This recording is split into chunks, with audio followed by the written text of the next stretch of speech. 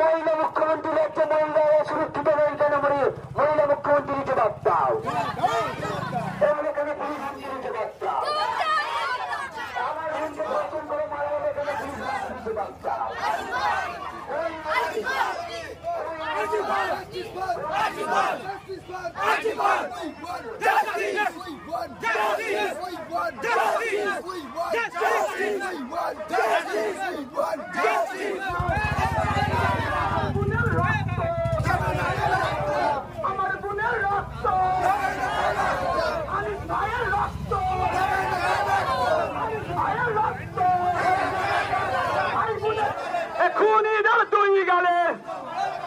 আমার সোনার বাংলায়, আমার সোনার বাংলায়, আমার সোনার বাংলায়। অন্যথায় কিন্তু আজকে আমরা রাস্তায় নেমেছি, আগামী দিনে কিন্তু এই রাস্তা নেবে সিবিআই অফিস না ঘেরাও আমাদের করতে হয়। যদি সিবিআই মনে করে এটাকে স্লো নিয়ে যাবেন বা তারা আধিকারিকরা যদি কোনো রকমভাবে প্রেসারের সম্মুখীন যদি করে, কিন্তু আমাদেরকে আগামী দিনে সিবিআই অফিস অভিযান না করতে হবে। আরজি করের নারকীয় ঘটনার প্রতিবাদে এবং তিলোত্তমার সুবিচারের দাবিতে কিন্তু এবার পথে নামলো ফুরফুরা শরীফের পীরজাদারা। আমি দেখানোর চেষ্টা করবো, এই মুহূর্তে মিছিল কিন্তু যাচ্ছে ফুরফুরা শরীফের উজাল পুকুর থেকে শুরু হয়েছে এই মিছিল, এবং এই মিছিল ফুরফুরা শরীফের মাজার শরীফ যে রয়েছে সেখানে গিয়ে শেষ হবে। এবং মিছিলে একদিকে যেমন সংখ্যালঘু সম্প্রদায়ের মানুষ তারাও পা মিলিয়েছে, অন্যদিকে সংখ্যাগুরু সম্প্রদায়ের মানুষ তারাও কিন্তু পা মিলিয়েছে।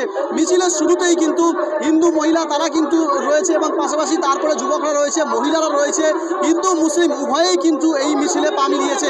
এই মিছিলে ফুরফুরা শরীফের একদিকে যেমন পীরজাদা মেহরাব সিদ্দিকী রয়েছে, অন্যদিকে পীরজাদা সাবির সিদ্দিকী তিনিও রয়েছেন, এবং অন্যদিকে আইএসএফ বিধায়ক নওশাদ সিদ্দিকী তিনিও ফুরফুরা শরীফের পীরজাদা, তিনিও এই মিছিলে পা মিলিয়েছেন। এবং আমি দেখানোর চেষ্টা করবো একটি ব্যানার, সেই ব্যানারটি নিয়ে কিন্তু মিছিলে হাঁটছে ফুরফুরা শরীফের ডাকে জাস্টিস ফর আরজি কর, এবং আরজি কর হত্যাকাণ্ডে জড়িত সবাইকে গ্রেপ্তার করে দৃষ্টান্তমূলক শাস্তির দাবিতে কিন্তু পদযাত্রা। বোঝাই যাচ্ছে গোটা রাজ্য নয়, গোটা দেশ জুড়ে যে প্রতিবাদের ঝড় আছড়ে পড়েছে, যে আরজি করে যে নারকীয় ঘটনা, এই নারকীয় ঘটনার প্রতিবাদে গোটা পৃথিবী, শুধু দেশ নয়, ভারতের বেশ কয়েকটি প্রতিবেশী রাষ্ট্র তারাও কিন্তু প্রতিবাদে গর্জে উঠেছে। চিকিৎসক খুনের, নারকীয় ঘটনার খুনের প্রতিবাদে কিন্তু তারা মিছিল করছে, প্রতিবাদ জানাচ্ছে। ইতিমধ্যে কিন্তু আরজি কর খুনের যে ঘটনা, সেই ঘটনার তদন্ত করছে সিবিআই, এবং গোটা ঘটনা হাইকোর্ট থেকে কিন্তু সুপ্রিম কোর্টেও চলে গিয়েছে। তারপরেও কিন্তু আন্দোলন থামার নাম নেই। দিকে দিকে প্রত্যেকটা গলি অলিগলি, বাংলার সহ ভারতবর্ষের অলিগলিতে কিন্তু এই মিছিল, এই প্রতিবাদ মিছিল চলছে। এই মুহূর্তে ফুরফুরা শরীফের সেই মিছিল, এবং ফুরফুরা শরীফের এই মিছিল উজাল পুকুর ধার, যে ফুরফুরা শরীফ উজাল পুকুর ধার, সেখান থেকে মিছিল শুরু করে শেষ হবে ফুরফুরা শরীফের যে মাজার শরীফ, সেই মাজার শরীফে শেষ হবে। নওশাদ সিদ্দিকী তিনিও হাঁটছেন, পীরজাদা মেহরাব সিদ্দিকী তিনিও হাঁটছেন, পীরজাদা সাবির সিদ্দিকী তিনিও হাঁটছেন। এছাড়াও আরও একাধিক পীরজাদা কিন্তু এই মিছিলে পা মিলিয়েছে। দাবি একটাই, তিলোত্তমার বিচার চাই, এবং নারকীয় এই যে ঘটনা, সেই ঘটনা যাতে পুনরাবৃত্তি না হয়, প্রশাসনকে সেই ঘটনা সুনিশ্চিত করতে হবে যে এরকম নারকীয় ঘটনা যাতে ভবিষ্যতে না ঘটে। এবং যে ঘটনা আরজি করে যে চিকিৎসককে নারকীয়ভাবে হত্যা করা হয়েছে, নৃশংসভাবে হত্যা করা হয়েছে, তার সুবিচারের দাবিতে দোষীদের ফাঁসির দাবিতেই কিন্তু এই মিছিল চলছে। এই কালপিট এই কাজের সাথে যুক্ত তাদের বিরুদ্ধে চার্জশিট রেডি করে কোর্টের কাছে হাজির করবে। অন্যথায় কিন্তু আজকে আমরা রাস্তায় নেমেছি, আগামী দিনে কিন্তু এই রাস্তা নেবে সিবিআই অফিস না ঘেরাও আমাদের করতে হয়। যদি সিবিআই মনে করে এটাকে স্লো নিয়ে যাবেন বা তারা আধিকারিকরা যদি কোনো রকমভাবে প্রেসারের সম্মুখীন যদি করে, কিন্তু আমাদেরকে আগামী দিনে সিবিআই অফিস অভিযান না করতে হয়। আনিস খান থেকে শুরু করে প্রিয়াঙ্কা হাসদা, আপনারা জানেন আদিবাসী সমাজের এক ইউনিভার্সিটির ছাত্রী, তাকে তার বাড়ির অদূরেই তাকে গলা কেটে হত্যা করা হয়েছে। এখনো পর্যন্ত তার খুনের কিনারা করতে পারেনি পুলিশ। আমরা দুর্ভাগ্য আমাদের পুলিশের প্রতি যে তাদেরকে এই অবস্থা করতে হচ্ছে কেন। নিশ্চিতভাবে এখানে কোনো মনিটরিং হচ্ছে। যদি পুলিশকে ফেয়ারভাবে কাজ করতে দেওয়া হয়, পুলিশ 24 ঘন্টার মধ্যে কালপিটগুলোকে খুঁজে বার করতে পারবে। সিবিআইয়ের উপর ভরসা রাখছেন? দেখুন, এক সপ্তাহ অতিবাহিত হয়ে গেল, এখনো পর্যন্ত সিবিআইয়ের কোনো প্রোগ্রেস সে অর্থে দেখতে পেলাম না। আর কটা দিন অপেক্ষা করবো, নাহলে সিবিআই আবার কলকাতা যে অফিস আছে সিবিআই অফিস আমরা অভিযানে নামতে হবে। বলছিলাম সরকারি প্রতিষ্ঠানে একটা নৃশংস হত্যা হলো, তারপরে সেই আরজি করে আবার হামলা।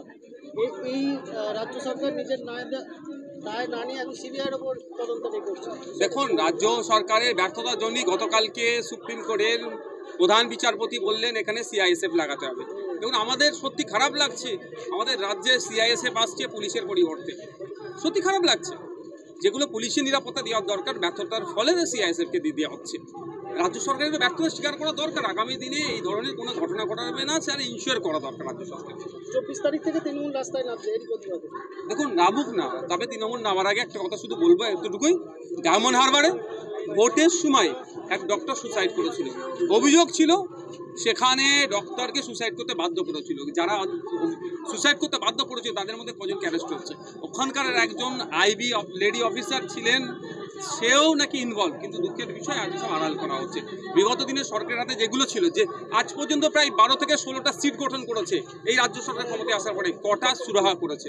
আনিস থেকে শুরু করে বিদ্যুৎ মন্ডল থেকে শুরু করে আবু সিদ্দিক হালদার থেকে শুরু করে বিভিন্ন ক্ষেত্রে দেখেছি পুলিশ ব্যর্থ হয়েছে। শুভেন্দু অধিকারী আজকে বলেছেন যে সংখ্যালঘু সম্প্রদায়ের মানুষ এখনো চুপ আছে। দেখুন, শুভেন্দুবাবু সার্টিফিকেট দেবে, তারপরে সংখ্যালঘু সমাজের মানুষকে ভাবতে হবে। শুভেন্দুবাবুকে বলুন সংখ্যালঘু সংখ্যাগুরু এই ভাগাভাগিটা বন্ধ করতে বলুন। উনি তো সংখ্যালঘু মোর্চা চাইছিলেন না, আবার উনি আবার সংখ্যালঘুদের প্রতি এত ভাবনা বা চিন্তা ভাবনা করতে হচ্ছে কি? সংখ্যালঘুদেরকে ডাইরেকশন দিতে হবে না। সংখ্যালঘুরা কি সংখ্যাগুরুরা, বাংলার সুবুদ্ধি সম্পন্ন মানুষ আজকে রাস্তায় নেমেছে। সিট গঠনটাকে কিভাবে দেখছেন? ধামাচাপা দেওয়া ছাড়া আর কিছুই না।